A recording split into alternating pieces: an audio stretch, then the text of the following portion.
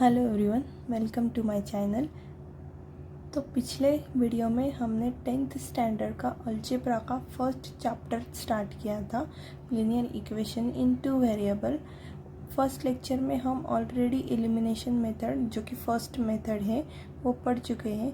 इस वीडियो में हम देखेंगे linear equation in two variable solve करने की second method, which is Cramer's rule. तो क्रैमर्स रूल के लिए हमें क्या पढ़ना पड़ेगा? सबसे पहले डिटर्मिनेंट। डिटर्मिनेंट क्या होता है, सबसे पहले हम ये देखते हैं। डिटर्मिनेंट क्या होता है? डिटर्मिनेंट हमेशा मॉड में लिखा जाता है। टू स्टैंडिंग लाइन में डिटर्मिनेंट लिखा जाता है, जिसमें क्या होते हैं, 4 नंबर्स होते हैं। क्रैमर्स रूल के लिए हमें क्या लिखेगा? 2/2 का डिटर्मिनेंट, जिसमें 4 नंबर्स होते हैं। 4 A B C D। A B C D क्या हो गए? ये कोई भी 4 रियल नंबर्स होंगे। इसे क्या कहते हैं? 2/2 डिटर्मिनेंट कहते हैं। 2/2 क्यों कहते हैं? क्योंकि इसमें 2 रोज होते हैं और 2 कॉलम्स होते हैं, इसीलिए इसे 2/2 का डिटर्मिनेंट कहते हैं। हमें ये डिटर्मिनेंट सॉल्व कैसे करते हैं हम? By cross multiplication. मतलब हमें कोई भी डिटर्मिनेंट दिया होगा जिसमें A B C D ये 4 नंबर है, तो हम क्या करेंगे? क्रॉस मल्टीप्लिकेशन करेंगे। मतलब A और D का मल्टीप्लिकेशन एंड B और C का मल्टीप्लिकेशन, और इन दोनों की क्या? सब्सट्रैक्शन। मतलब क्या? A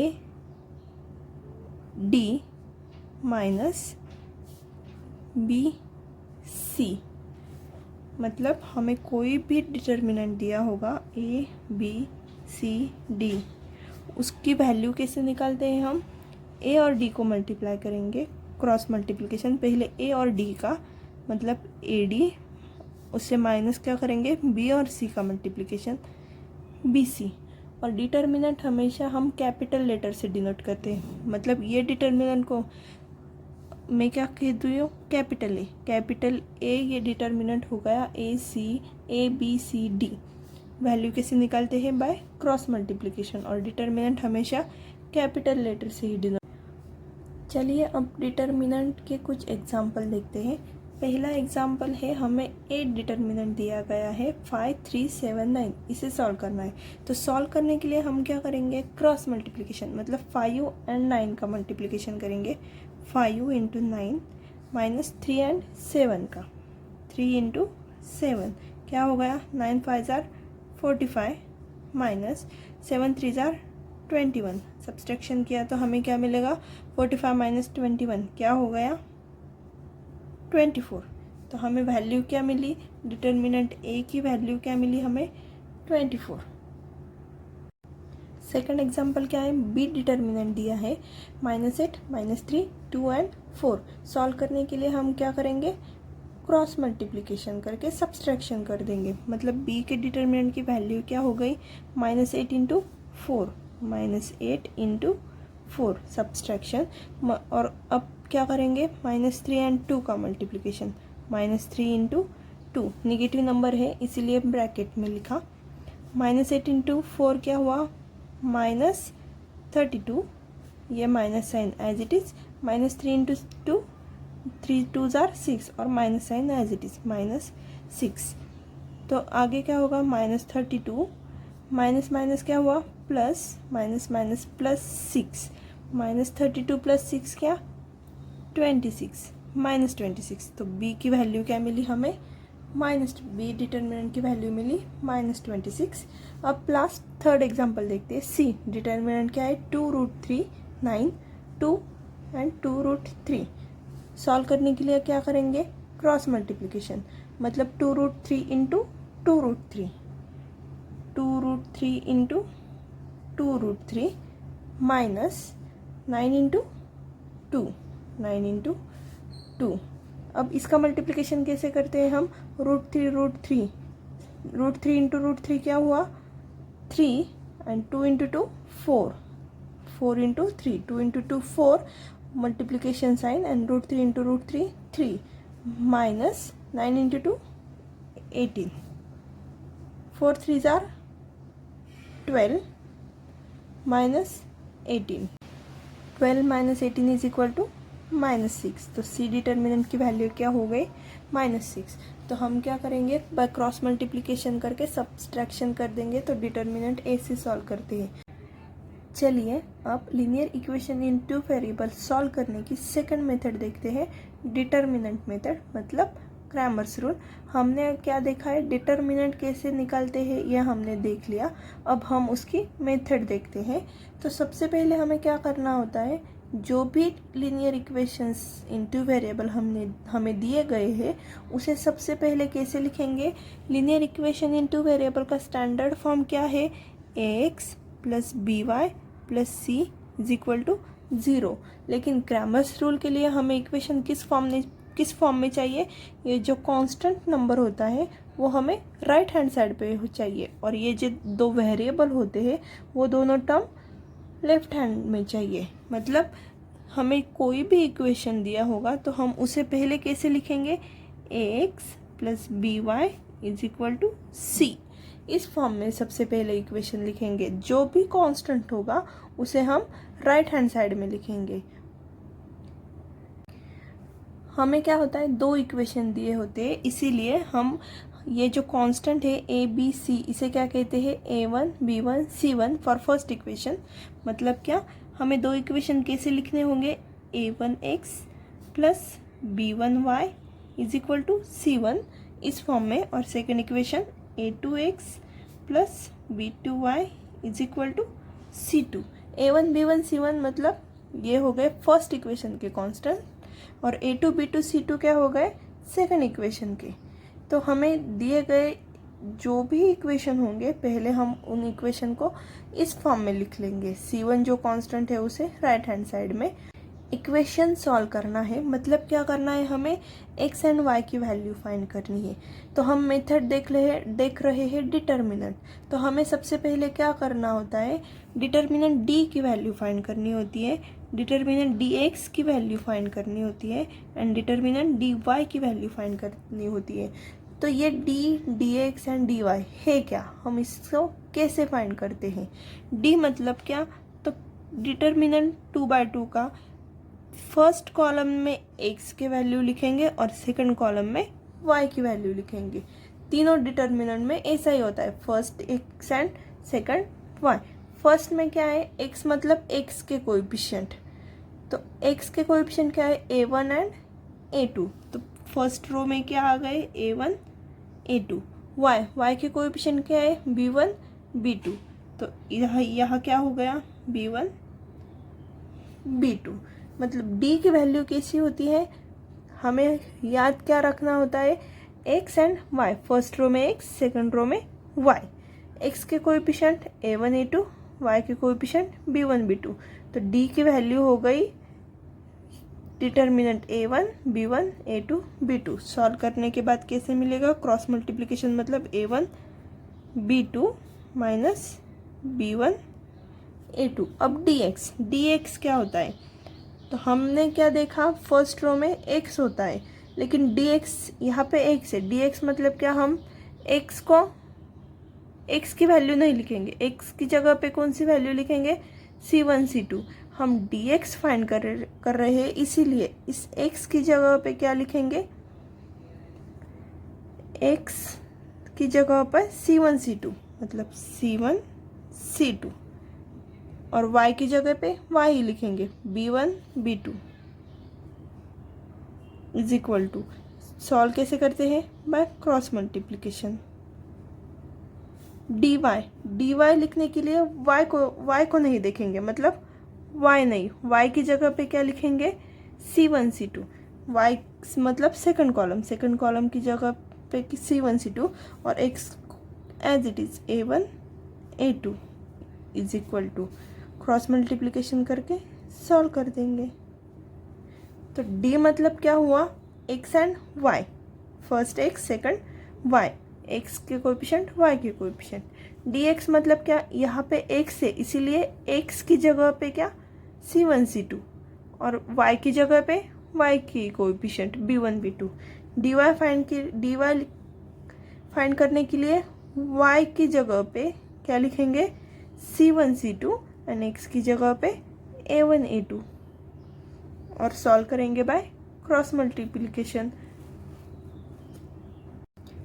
अब हमने डिटर्मिनेंट देख लिया, हमें वैल्यू किसकी निकालनी है, x एंड y की।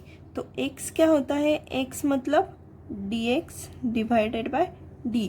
dx डिटर्मिनेंट को d डिटर्मिनेंट से डिवाइड करेंगे और y की वैल्यू क्या होती है, dy डिटर्मिनेंट को d से डिवाइड करेंगे। ये हो गई क्रैमर्स मेथड। मतलब हमें तीन दिए गए इक्वेशन को सबसे पहले इस फॉर्म में लिखना है, a1x plus b1y is equal to c1, मतलब कांस्टेंट राइट हैंड साइड पे। उसके बाद हम थ्री डिटर्मिनेंट फाइंड करते हैं, d dx dy। बाद में x की वैल्यू फाइंड करने के लिए dx को d से डिवाइड कर देंगे और y की वैल्यू फाइंड करने के लिए dy को d से डिवाइड कर देंगे। अब हम फर्स्ट एग्जांपल देखते हैं। हमें इक्वेशन कौन से दिए हैं, 5x plus 3y is equal to -11 and 2x plus 4y is equal to -10। अब हमें इक्वेशन किस फॉर्म में चाहिए, x and y left hand side पे चाहिए और जो कांस्टेंट है वो राइट हैंड साइड पे चाहिए। दोनों इक्वेशन ऑलरेडी दिए गए हैं हमें उसी फॉर्म में, तो हमें इस इक्वेशन में कोई भी चेंज नहीं करना होगा। हमें सबसे पहले किसकी वैल्यू फाइंड करते हैं, d की वैल्यू फाइंड करते हैं। d की वैल्यू फाइंड करने के लिए हमें सब फर्स्ट रो में x होता है, फर्स्ट कॉलम में x होता है और सेकंड कॉलम में y होता है, ये ध्यान में रखना होगा। x मतलब x के कोएफिशिएंट क्या, 5 एंड 2, तो यहाँ पे आ गए 5 2। सेकंड कॉलम में y होता है, y के कोएफिशिएंट 3 एंड 4, यहाँ पे आ गए 3 4। ये हो गया हमारा डिटर्मिनेंट d। वैल्यू कैसे निकालते हैं, cross multiplication, 5 into 4 minus 3 into 2, 5 into 4, 5 4s are 20, minus 3 2s are 6, 20 minus 6 is equal to 14। d की वैल्यू क्या मिली हमें, 14। अब फाइंड करते हैं dx। x मतलब हम x को ड्रॉप, x की जगह पे क्या लिखेंगे, c1 c2 मतलब -11 एंड -10, -11 -10। y की जगह पे y की values as it is 3 4। Cross multiplication किया तो क्या मिलेगा, -11 into 4 -3 into -10, -11 into 4, 11 4s are 44, minus sign as it is, -44 -3 into -10 30, minus sign मतलब -30, मतलब क्या मिला, -44 माइनस माइनस प्लस 30, -44 प्लस 30 मतलब -14। dx की वैल्यू क्या मिली हमें, -14। अब हम फाइंड करेंगे dy मतलब क्या, y की जगह पे, y मतलब क्या होता है हमारा second row, second column, y की जगह पे क्या होगी हमारी c1 c2, ये कांस्टेंट की वैल्यू, मतलब जो सेकंड कॉलम है उसकी जगह हम क्या लिखेंगे, -11 -10, और जो x की वैल्यू होती है 5 2, वो as it is 5 2, first column as it is. Solve करने के लिए cross multiplication, 5 into -10 minus -11 into 2, क्या मिलेगा हमें, 5 into 10 50, minus sign as it is, minus -11 into 2 -22, क्या मिला, -50 minus minus plus 22, -50 plus 22 is equal to -28। तो हमें वैल्यूज़ मिली। अब d की वैल्यू क्या मिली, 14, dx की वैल्यू क्या मिली, -14, और dy की वैल्यू -28। तो हमने देखा x क्या होता है, x मतलब dx डिवाइड d, dx की वैल्यू क्या है, -14, तो dx मतलब -14। d की वैल्यू क्या मिली है, 14, d की जगह पे 14, 14 डिवाइडेड बाय 14 1, और ये माइनस साइन, तो x की वैल्यू क्या मिली हमें, -1। अब हम फाइंड करते हैं y क्या होता है, dy divided by d, dy की वैल्यू क्या है, -28, और d की वैल्यू क्या है, 14, -28 डिवाइडेड बाय 14, क्या हुआ, 28 को 14 से डिवाइड करेंगे तो क्या मिलेगा, 2 minus sign as it is, तो y की वैल्यू क्या मिली हमें, -2। तो x की वैल्यू क्या है, x is equal to -1 and y is equal to -2। ये हो गए हमारे दिए गए इक्वेशंस के सॉल्यूशन। हमने फर्स्ट एग्जांपल देखा, अब हम देखते हैं सेकंड एग्जांपल। सेकंड एग्जांपल क्या है, 4x + 3y - 4 is equal to 0 and 6x is equal to 8 - 5y। हमें इक्वेशन सबसे पहले स्टैंडर्ड फॉर्म में लिखने होंगे। कैसे, x and y left hand side पे और जो कांस्टेंट नंबर होता है c वो राइट हैंड साइड पे। तो सबसे पहले इक्वेशन में x एंड y तो लेफ्ट में है, हमें क्या करना है, ये जो -4 है उसे राइट हैंड साइड पे लेना है। अगर हमने -4 को लेफ्ट से राइट में लिया तो -4 क्या हो जाएगा, +4। मतलब फर्स्ट इक्वेशन क्या मिलेगा हमें, 4x + 3y। -4 को अगर हमने शिफ्ट किया, -4 का क्या हो जाएगा, +4, साइन चेंज हो जाएगा। सेकेंड इक्वेशन क्या है, 6x is equal to 8 - 5y। हमें क्या करना होता है, जो वेरिएबल टर्म होती है उसे लेफ्ट में लेना है। तो लेफ्ट में ओनली x की टर्म है, ये जो y की टर्म है राइट की वो क्या करनी होगी, हमें लेफ्ट में लानी होगी। मतलब ये -5y है, अगर हम राइट से लेफ्ट में लाएंगे, उसकी साइड चेंज की तो साइन भी क्या हो जाएगा, चेंज हो जाएगा। मतलब -5y का क्या हो जाएगा, +5y। ये 6x term as it is, -5y अगर हमने राइट से लेफ्ट में लिया तो वो क्या हो जाएगी, +5y is equal to constant तो ऑलरेडी राइट हैंड साइड पे ही है, इसीलिए वो 8 एज इट इज। तो हमने पहले इक्वेशन कैसे लिख ली, स्टैंडर्ड फॉर्म में लिख ली है। किस प्रकार, 4x + 3y is equal to 4 and 6x + 5y is equal to 8। अब हम क्या करेंगे, डिटर्मिनेंट d की वैल्यू फाइंड करेंगे। d मतलब क्या होता है, x की कोएफिशिएंट फर्स्ट कॉलम में और y की कोएफिशिएंट सेकंड कॉलम में। x के कोएफिशिएंट क्या है, 4 6, तो यहाँ पे आ गए 4 6। y के 3 एंड 5, तो हमें डिटर्मिनेंट मिला। सॉल्व कैसे करेंगे, क्रॉस मल्टीप्लिकेशन, 4 × 5 - 3 × 6 क्या हो गया, 4 × 5 20 -3 × 6 18, 20 - 18 2। d की वैल्यू क्या मिली, 2। अब फाइंड करेंगे dx मतलब क्या, x की जगह पे क्या लिखेंगे, ये कांस्टेंट। x मतलब फर्स्ट कॉलम की जगह पे क्या आएंगे, ये कांस्टेंट 4 8 और ये y की term as it is 3 5। Cross multiplication करके सॉल्व किया तो क्या मिलेगा, 4 × 5 -3 × 8, 4 × 5 20 and 3 × 8, 8 3s are 24, 20 - 24 क्या मिला, -4। तो d की वैल्यू क्या मिली हमें।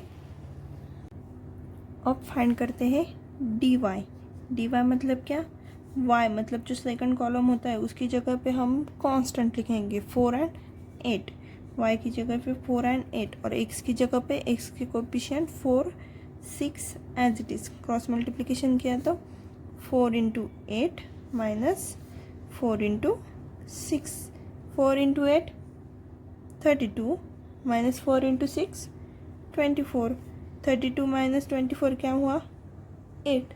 तो dy की वैल्यू क्या मिली हमें, 8। अब हम फाइंड करेंगे x एंड y की वैल्यू। तो x क्या होता है, x मतलब dx डिवाइड d। dx की वैल्यू क्या है, -4 और d की वैल्यू क्या है, 2। -4 / 2 क्या मिला हमें, -2। तो x की वैल्यू हो गई -2। अब y फाइंड करते हैं। y की वैल्यू क्या होती है, dy डिवाइड d। dy क्या है, 8 और d की वैल्यू क्या है, 2।